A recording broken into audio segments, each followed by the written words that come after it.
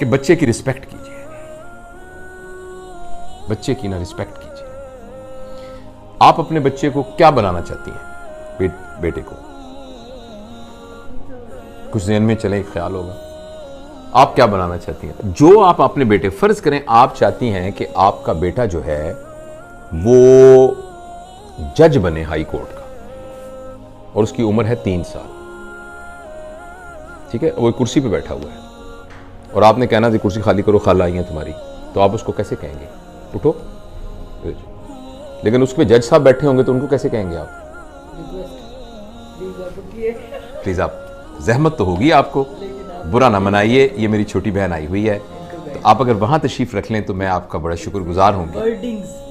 तो मीलॉट, जो आप उसको बनाना चाहते हैं ना, उसके लिए उसको तैयार करने का मतलब यह है कि उसकी वैसी इज्जत करें जो आप उसको बनाना चाहते हैं। आप उसको हाफिज़े कुरान बनाना चाहती है, और उसको कहते हैं उठो, तुमने खाना क्यों नहीं खाया, कपड़े देखे तुम्हारे कितने गंदे हो गए, चलो चलो। उसकी वैसे इज्जत कीजिए जैसे हाफिज़े कुरान की इज्जत करनी है। आपने जो उसको बनाना है उसकी वैसे इज्जत करनी शुरू कर दीजिए। और प्लीज आप याद रखिए, किसी फेलियर की वजह से अपने बच्चे की इंसल्ट ना कीजिए। बच्चे के लिए सबसे बुरी बात है इंसल्ट। अपना इलाज कराइए, गुस्से वाली वर्कशॉप्स अटेंड कीजिए, इसलिए कि वो एक इंडिविजुअल है। आप जरा मेरी इंसल्ट करके दिखाइए मुझे इस वक्त। आप नहीं कर सकेंगी, मैं जुर्रत नहीं कर सकता आपकी इंसल्ट करूं। मैं जरा सा आपके साथ बदतमीजी से बोलूं, आप उठ के खड़ी हैं, क्या मतलब भाई? आप उठ के मोबाइल फेंक के आप उठ के चलने जाना शुरू कर देंगे।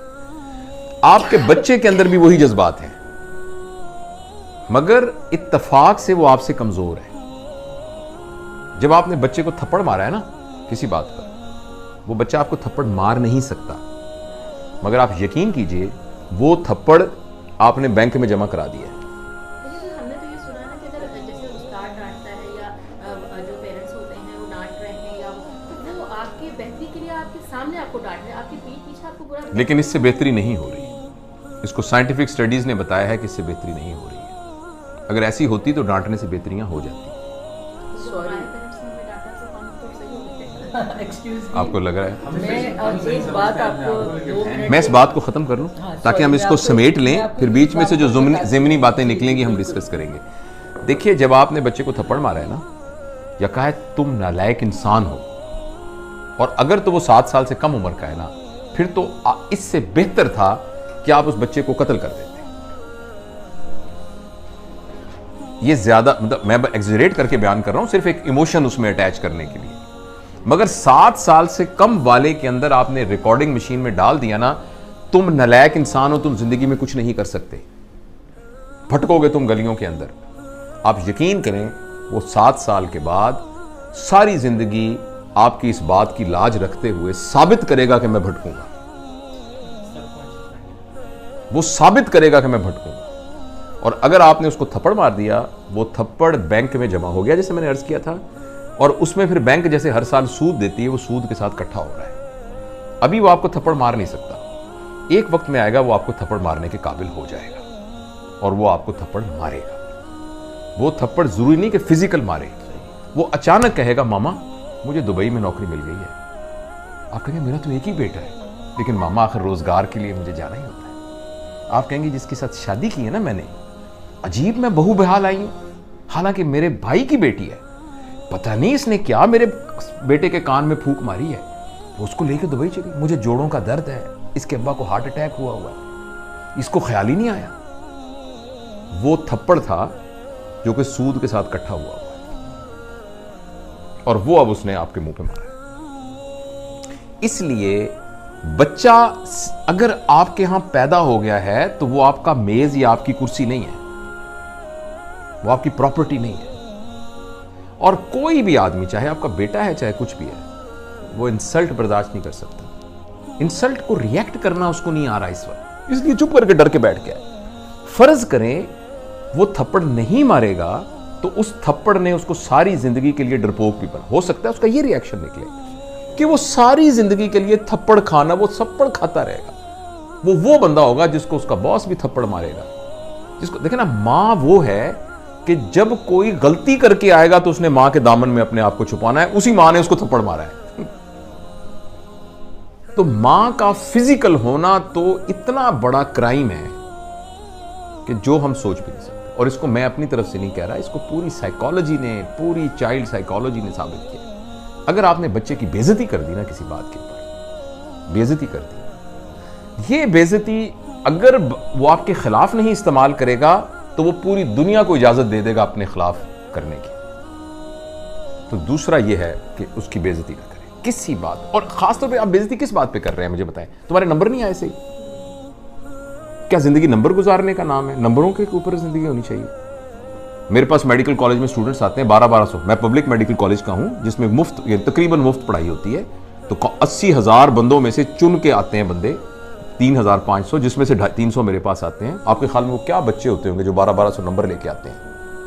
और वो पहला इम्तिहान जब होता है ना, अरे अल्लाह हमारा इम्तिहान हो रहा है, हमारी स्टेज हो रही है, कहीं मैं फेल ना हो जाऊं। क्या ये वो बच्चा था 1200 नंबर लेने वाला? नंबरों ने क्या कर दिया उसको? आप सिर्फ इसलिए अपने बच्चे को इज्जत करेंगी या करेंगे कि उसके नंबर आते हैं। और जिंदगी गुजार में नंबर होने की क्या अहमियत है? इतनी सी अहमियत है। तो बेसिकली नंबर लेके हम अपनी ईगो को सेटिस्फाई कर रहे हैं और बच्चे को तबाह कर रहे हैं। वो नंबर ले ले, बड़ी अच्छी बात है, मैं ये नहीं कह रहा कि नहीं नंबर लेने चाहिए, मगर ये नहीं है कि उसकी बेइज्जती करें आप। पूरे पंजाब में 3,500 लोगों को दाखिला मिलेगा, 80,000 अप्लाई करते हैं, तो 2 लाख ख्वाब देखते हैं इसके। तो उन 3500 के अलावा बाकी सारों की माँ बापों को यह इख्तियार तो नहीं है कि उनकी बेइज्जतियां करनी शुरू कर दें। तो पहला प्रिंसिपल मैंने आपको यह बताया कि 7 साल के लिए आप अपने ऊपर एक पाबंदी लगा दें, ठीक है। दूसरा मैंने आपसे अर्ज किया है कि आप रिस्पेक्ट करें उसकी। जब आप लोगों को डिसरिस्पेक्ट करते हैं ना, तो पता क्या होता है, या तो वो रिटेलिएट करते हैं अगर पावरफुल हो, अगर वो पावरलेस होते हैं तो उनकी सेल्फ स्टीम और सेल्फ एफिकेसी कम हो जाती है। उनको लगता है मैं गंदा हूं, मुझे लगता है मैं बुरा हूं। मेरे लिए मेरी मां से बड़ी सनद कोई नहीं है जिसको मैं देखकर, आंखों में देखकर फैसला करता था क्या सही है क्या गलत है। उसी मां ने मुझे थप्पड़ मारा है, यानी मेरे ऊपर सबसे बड़ा फतवा लग गया है कि मैं गंदा आदमी, मैं इस काबिल हूं कि मुझे मारा जाए। क्यों भाई? जो मेरे लिए दुनिया की सबसे बड़ी मुकद्दस हस्ती थी, उसने ये फतवा दिया है कि तुम थप्पड़ मारने के काबिल हो। इसका ये मतलब है। तो अब अच्छा, ये तो कहा ना आपने बच्चे, आपने बीच में आपके सवाल का जवाब दे दो कि जो अब तो ये वक्त गुजर गया, आप क्या करें? अब ये करें कि बच्चे को बुलाएं और बुला के कहें, बेटा अब तक की जिंदगी में तुम्हारी तरबियत के सिलसिले में अगर मुझसे कोई गलती हो गई है तो मुझे माफ कर दो। वो कहेगा मामा आप क्या कर रही हैं? क्योंकि वो सब कुछ उसके सबकॉन्शियस में। उसका नहीं बेटा, मेरा ये फर्ज है कि मैं तुमसे कहूं, मैंने कोशिश नहीं की, मैंने जान के कुछ नहीं किया, मैं तुमसे बहुत प्यार करती हूं, तुम मेरे दिल के टुकड़े हो, लेकिन फिर भी मैं समझती हूं कि तुम्हारे कॉन्शियस में, सब कॉन्शियस में किसी जगह अगर तुम्हें ख्याल हो कि मां ने मुझे, मैं बेटा माफी मांगती, प्लीज मुझे माफ कर। और मैं तुम पर इतबार करती हूं, मैं तुमसे बहुत मोहब्बत करती हूं, और आइंदा तुम्हें मैं बिल्कुल नहीं कहूंगी, लेकिन तुम सिर्फ एक वादा करो, जो तुम्हारे दिल में हो मुझे बता दिया करो।